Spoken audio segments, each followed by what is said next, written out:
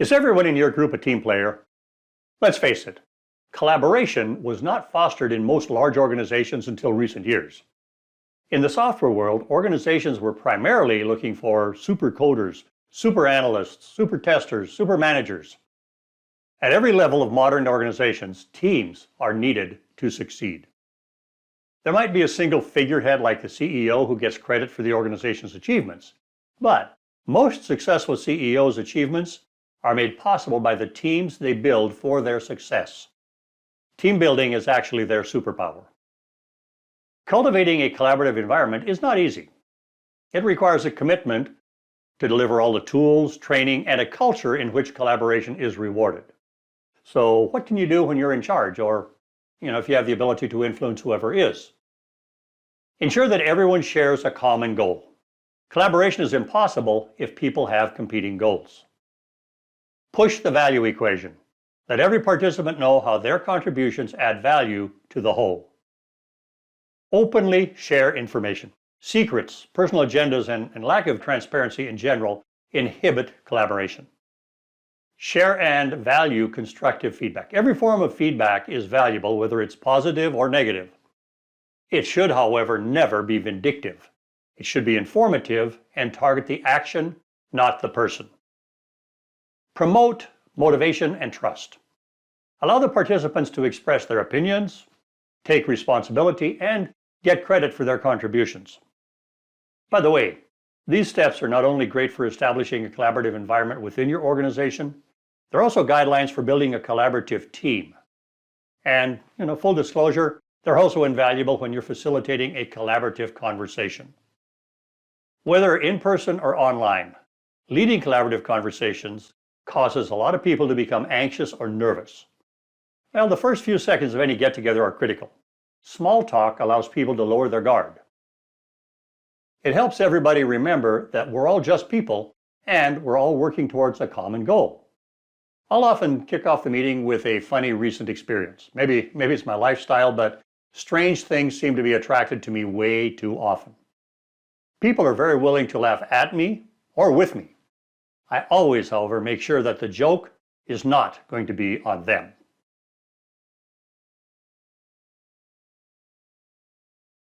Icebreakers set the mood for a session with a group of people that don't know each other. They're actually part of the group's forming process. They are also really good to re-energize a group after a break. Great icebreakers encourage everyone to relax and become a member of the group. But when you use an icebreaker, make sure it's fast, enjoyable, and non-threatening. How fast is fast? Well, in a 1-hour conversation, it shouldn't last more than, let's say, 5 minutes. For a full-day workshop, I'll limit the icebreaker time to about 15 to 20 minutes. For a multi-day workshop, I've allowed as much as 45 minutes. Making icebreakers enjoyable is more subtle due to corporate cultures and people's personalities, honestly. It's difficult, some say impossible, to please everyone. The good news is that fun is contagious. If the majority enjoy an icebreaker, that generally invites the resistors to join in so they don't miss out. The non-conscious mind wants to belong. Finally, there's that non-threatening aspect. There is no such thing as a safe icebreaker. I have seen well-intended icebreakers, like sharing personal stories, ruin the mood of a workshop to the point of failure. Make sure your participants are open to the activity and that it will not offend, embarrass, or make anyone feel excluded. My iron rule for a great start: be considerate. I generally recommend giving people who show up on time the courtesy of starting on time. That, of course, raises the question, what do you do with latecomers or no-shows? Well, the answer to that depends on the corporate culture and your tolerance for trouble. It also depends on the planned duration and the size of the get-together. Here are a couple of approaches that might work for you. Start the session regardless of who's arrived. That might work if you're trying to send a message and assuming the major players are not those who were late. Delay the start until all decision makers arrive. I've sometimes allowed up to 10 minutes while trying to entertain those in attendance with trivia. I start the real work as soon as the decision makers arrive. Reschedule the workshop. If the major players haven't arrived by 15 minutes after the time it should be started, I can't reach them, I'm going to recommend canceling the meeting. I'm going to try to reschedule it for a later date. When I'm ready to start, I'll kick off the conversation by presenting the agenda and establishing ground rules. I'm trying to get those who are present to discuss and agree to the agenda and the ground rules, and then I'm going to post those agreed upon rules visibly for everyone to see throughout the meeting. Next, I try to establish a sharing atmosphere. I'm going to state or restate the meeting goals and make sure that all contributors have an opportunity to ask any pertinent questions. It's important to create and maintain a safe climate. Make certain that the contributors don't feel threatened by your questions and that they feel they can contribute freely with any answer. The better you are at putting them at their ease before the meeting and keeping them at ease throughout, the more productive the entire process is going to be. If there are people in the group that don't know each other, I'll typically ask each person to introduce themselves. This is really necessary just to prove to themselves that they have a voice that they can use throughout the workshop. If the people do know each other, I'll typically ask each person to share something like, "What's going on in your life?" or "How do you feel about today's meeting?" and so on. This helps everyone bond, as well as voice concerns about the meeting. Above all, make sure that everyone has an opportunity to ask pertinent questions.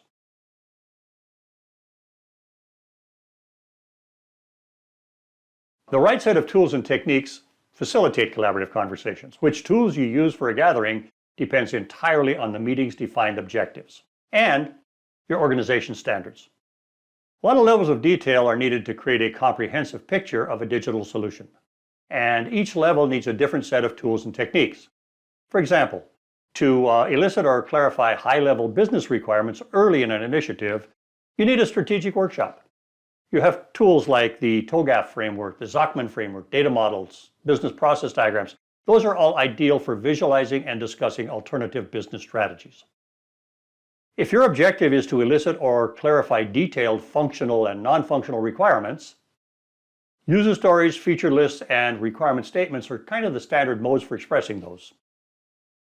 Any word processing software of your choice works for capturing those.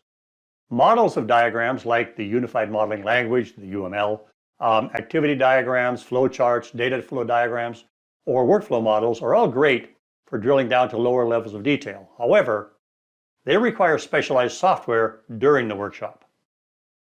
To identify test scenarios that validate a digital solution, you need tools like Cucumber, Selenium, Appium, IBM's Rational Functional Tester, and so on. These types of tools allow you to set up, structure, execute, and evaluate automated software tests. Regardless of content, the kind of information you're capturing generally needs a standard template. Templates reflect your organization's culture and norms. If you don't know which template you should use, ask someone who does.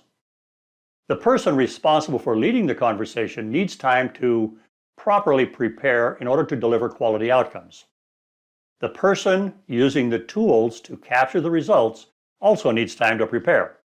Using software, especially in front of an audience, requires training and practice. Especially in today's wired world where software updates are installed on the fly, keeping up with the idiosyncrasies of a new release requires constant practice. As a backup, you might consider a flip chart or a whiteboard, a cocktail napkin, or a tablet, something to draw pictographs, diagrams, notes, or whatever on. Those are actually insurance for the conversation in case the technology doesn't work or the selected diagramming techniques don't deliver the results you need. According to Ben Franklin, by failing to prepare, you are preparing to fail. That doesn't mean you need to prepare a detailed step-by-step agenda for every gathering. For example, it would be overkill to prepare a 3-page agenda for an ad hoc meeting that may or may not take place. Here's a guideline. If the goal of the gathering is to make a simple decision and all parties have enough knowledge and authority to make that decision in 30 minutes or less, who needs an agenda? No, but on the other hand, even there, you need to know exactly how to request the decision and how to recognize a proper answer. Whether you call that an agenda or not is up to you. As soon as the size of the group reaches workshop level, in our opinion about 8, or the duration of the conversation is going to exceed half a day, you need a comprehensive agenda. Based on the technological revolution, and most certainly aided by a global pandemic, a lot of traditional face-to-face gatherings have moved online. That seemingly trivial move doesn't really change the fundamental need for the conversation. However, it does add a level of complexity for both the leader and the participants. But fortunately, it also offers some advantages. In physical meetings, we share a common space and time. Now, that feels natural because, well, it's how humans have peacefully resolved differences since forever. Physical presence gives everyone access to all 5 senses to read the group. It helps the facilitator guide the group to the desired goal, and it gives successful facilitators the confidence they need to excel. It's the symphony of sensory experience that ultimately creates a successful and productive meeting. Online interviews, conversations, and workshops reduce our ability to read other participants' body language. More importantly, we also lose a 6th sense of community that we get from being physically present with others. That sense of belonging binds a group and creates a group mentality. Limiting the number of senses we can use in a conversation is a recipe for miscommunication. We don't know how much information we glean from each sense, but studies indicate that the words we choose to use to convey the message actually contain the least amount of information. Virtual participants have an additional challenge to overcome, namely eye fatigue. Staring at a screen is exhausting, and it leads to a loss of mental acuity.